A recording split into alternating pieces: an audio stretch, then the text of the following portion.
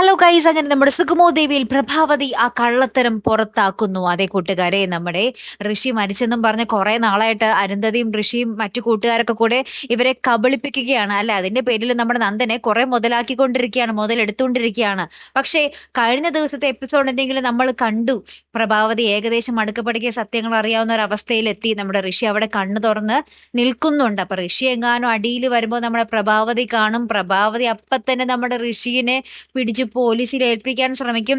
എല്ലാവരും അറിയും നമ്മുടെ ഋഷി ജീവനോടെ ഉണ്ടെന്ന് നന്ദനും അറിയും. പിന്നെ നമ്മുടെ നന്ദനെ പേടിക്കേണ്ട ആവശ്യമൊന്നുമില്ല അല്ലെ പ്രേക്ഷകർ. എന്തായാലും ഇനി വരുന്ന ഒരു കഥാ വഴിത്തിരിവ് വളരെ ഗംഭീരമായിരിക്കും. അത് ഇസബെല്ലെ എങ്ങനെ ബാധിക്കും എന്നുള്ളതും കൂടെ നമുക്കറിയണം അല്ലെ കൂട്ടുകാരെ. പിന്നീട് വേറൊരു കാര്യം എന്ന് വെച്ചാൽ നമ്മുടെ ഷാരി ഉറപ്പായിട്ട് നമ്മുടെ കെവിനെ ആയിരിക്കും വിളിക്കാൻ പോകുന്നത്. താൻ കണ്ടുപിടിച്ചു തരാൻ നന്ദനെ എന്നും പറഞ്ഞ് നമ്മുടെ ദേവികയുടെ അടുത്തൊന്നും പോകുന്നുണ്ട്.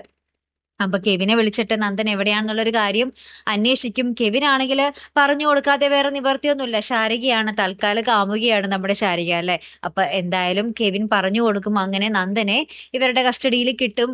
അപ്പുറത്താണെങ്കിൽ നമ്മുടെ പ്രഭാവതി ഋഷി ജീവനോടെ ഉണ്ടെന്നുള്ള ഒരു സത്യവും അറിയും. അങ്ങനെ മൊത്തത്തിലെ കാര്യങ്ങളൊക്കെ ഏകദേശം കലങ്ങി തെളിഞ്ഞ് നമ്മുടെ ശത്രുക്കൾക്കെതിരെ കുറെ അമ്പുകൾ വരുന്ന ഒരു നിമിഷങ്ങളായിരിക്കും നമുക്ക് കാണുവാൻ സാധിക്കുന്നത് കേട്ടോ. കാത്തിരുന്നതിനെ കാണാം. അപ്പൊ അടുത്തൊരു വീഡിയോയുമായി വരുന്നത് വരയ്ക്കും ഗുഡ് ബൈ.